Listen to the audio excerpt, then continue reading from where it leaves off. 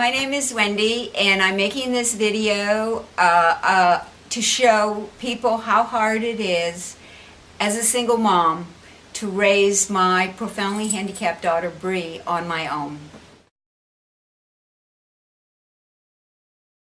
All right, now this is my beautiful daughter Bree. Is just waking up, and it's about 8 o'clock now, but our day actually started at 6 with a diaper change to keep her comfortable so she wouldn't be wet.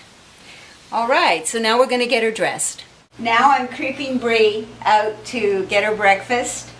Once she's dressed, I put her on the floor and the day begins. I usually touch Bree when she's creeping because it's the human contact, and I either just touch her here, or just on her head, because she will move more. There's motivation. Mama's touching me, and we're doing it together. All right, breakfast is an example of all her meals. Bree eats 5 times a day. Everything is organic. Everything is cooked from scratch. That means Mama makes it. Food is very, very important, and it's one of the foundations to her health and well-being. Bree's meals are basically macrobiotic, and in the last several years I've added a lot of raw.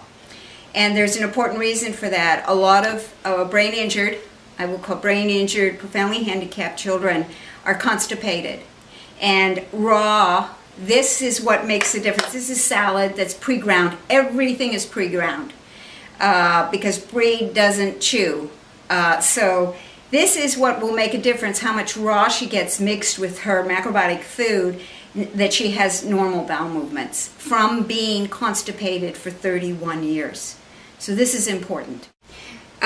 Bree eats 5 times a day, and that consists of breakfast is a grain mixed with vegetables and a salad, and she has vitamins, not very many. She has magnesium, some B12, because she's mostly on a plant-based diet, and vitamin D, very important, because her vitamin D levels were next to nothing. So then mid-morning she eats again, and it's a green smoothie. Lunch is a miso soup. Mid-afternoon is a smaller green smoothie. And then supper time is an ideal macrobiotic meal. It is a grain, a bean, a sea vegetable, and a slow-cooked vegetable, and a fast-cooked vegetable. And now feeding Bree breakfast, making sure there's enough salad. And we take away the toy. One of her favorite things is a mirror, because she's so beautiful. And as you can see, there are mirrors behind us also. She loves looking at these because she can watch the whole house through the mirrors. Our whole life changed in 1980, the day Bree was born. Life as I knew it stopped, but a much better life actually began.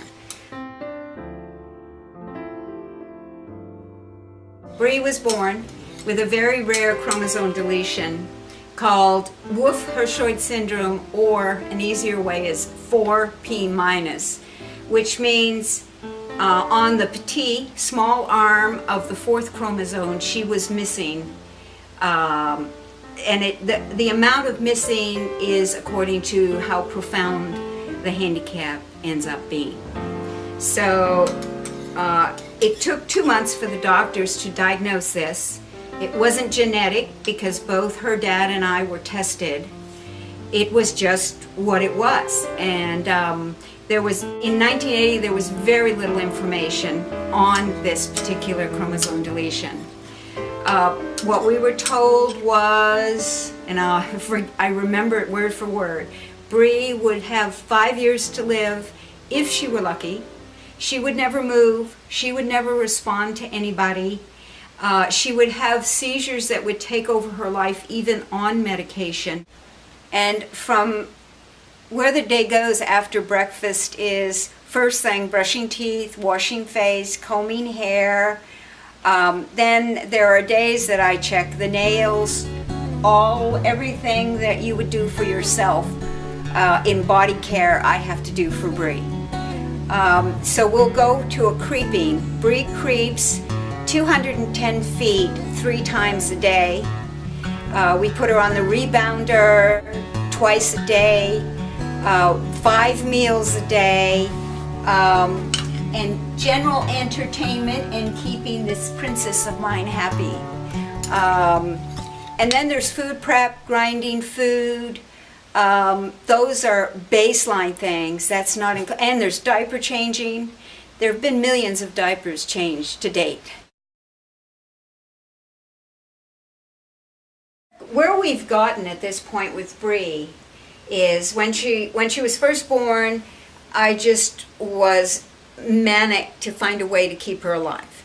Now at this point, the goal is to have Bree healthy and happy for as long as she decides she's going to be here. Bree, we keep her creeping because it's very, very important for her lungs and for her heart. She's got to keep creeping, so the 210 feet 3 times a day is an absolute necessity. That I learned from the stimulation program, which we did from Philadelphia, from the Institutes for the Achievement of Human Potential. We did a 2-year intensive stimulation program that got Bree from not moving whatsoever at 2.5 to being able, actually, when she was 11, I had her on my own, walking up and down stairs with aid, and she was feeding herself, except that it took 45 minutes for each meal. And I was cooking 3 hours a day macrobiotically. There was no time. I was doing this basically on my own. So now we maintain creeping, and she still does a perfect cross-pattern creep, which we learned. And we do rebounding and the feeding, and we do what we can fit into a day. And it takes the whole day between the meals and the diaper changes and the creeping and the rebounding, and when it's a nice day we get her out for a walk, and the day is gone. Then there's food prep and grinding food, but Bree is healthy and happy. Get the other one up. Come on. Very good. Now what do we do with these legs? Come on. I know you want to play with the towel. Come on. Get these legs up. Come on, girl. Up you go. Look at that. You are awesome, and you know it. Come on. There you go. What a sweet pea. Okay. Now I put this down so her fingers don't get caught. Come on, sweet pea. There we are. Now she fits very nicely between my legs, and we trampoline or rebound. This is really good for her lymphatic system, keeps it clean. And if she's about to get a cold or feeling off, we always rebound her because it makes her feel better because it's cleaning her lymph system. Best things for Bree during this period, definitely the macrobiotic diet, raw food, the stimulation program. If I could do it still today, I would have kept that going full tilt. The only reason always has been a lack of finances. When Bree was born, we lived in a house, nice house on a lake, and we had to sell it because Bree is and was priority. At this point in time, Bree and I are living in a 1-bedroom basement walkout apartment, and the car is provided by her father. Having to fight for services, having to fight for benefits when statistically having the parent care for the child or the elderly parent is financially the most feasible thing to do. I've had to fight recently for diapers, because diapers were changed up on us, and I had to fight, and my caseworker at Health and Human Services, Jean Howe, got us aid support. But up until the 27 years, we had minimal aid support. And I had a crash. I literally had a physical crash for even that to happen, which is a pretty sad state of affairs. So now, what is on our plate right now, a huge challenge, is that I have been told by next spring, either I have to give up guardianship of my daughter or lose the money stipend that literally puts the food on our table. This is just a small glimpse into Bree and my life. And a very small glimpse of 34 years. There's so many things it's impossible to cover. I do have 20 years written and edited, ready to go. And I do have all this information to share with hopefully other families who are interested. There are people that I would like to thank that literally we wouldn't have had a roof without certain people approaching us, coming into our life and offering us. Zunk, you know who you are, for 8 years kept us going, and his wife Beth.